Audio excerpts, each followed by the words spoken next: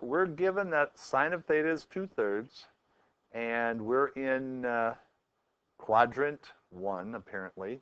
So I'm going to draw a little unit circle. And if we're in quadrant 1, 2/3, I don't know, somewhere around here.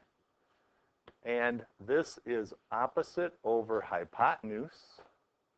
So what will this be? Square root of what?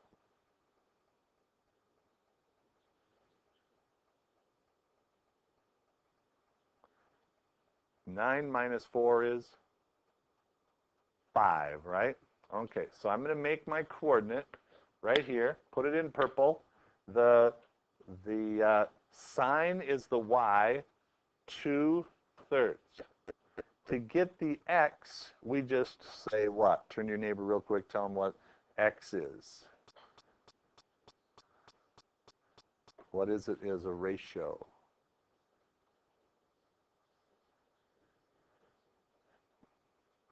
Avery, what do you think? Yep. Adjacent, so it's square root of 5 over 3. Okay? Would you write that in if you didn't get that already? That's the coordinate. And then what we're going to do is we're going to say, all right, this is theta to get to this point, and then we're going to add pi. We're going to go straight across the circle, and we're going to get all the way to here. Now, this coordinate will look exactly like this one. Square root of 5 over 3. Square root of 5 over 3. And 2/3.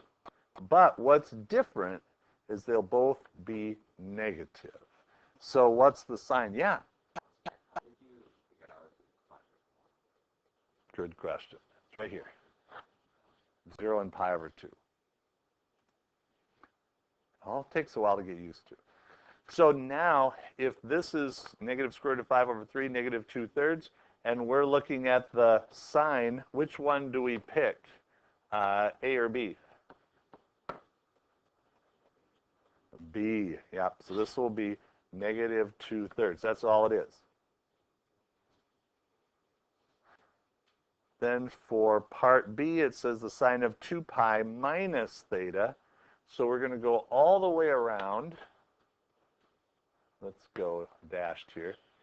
And then we're going to back up theta. So this time what happens is you're going to be down here. Now everything's going to be the same. Everything's going to be the same. The square root of 5 over 3, 2/3. But which one's negative this time in quadrant 4, x or y?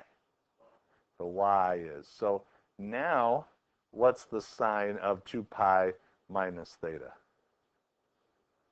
Negative 2/3.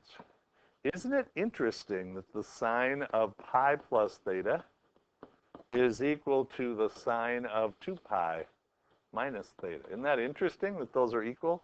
We will prove that next unit of why those are the same.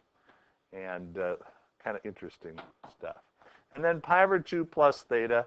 This one's probably the one that's going to be the stickiest. You can handle it.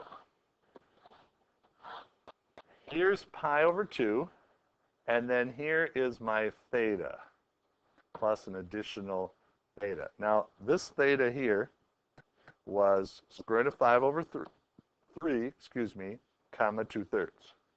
What happens to the pi over 2 plus or minus is that these are going to reverse. 2/3 square root of 5 over 3. It's just what happens when you do a 90-degree shift. Plus or pi over 2 plus or minus. And so in quadrant 2, which one's negative? The first one. And so what's your answer?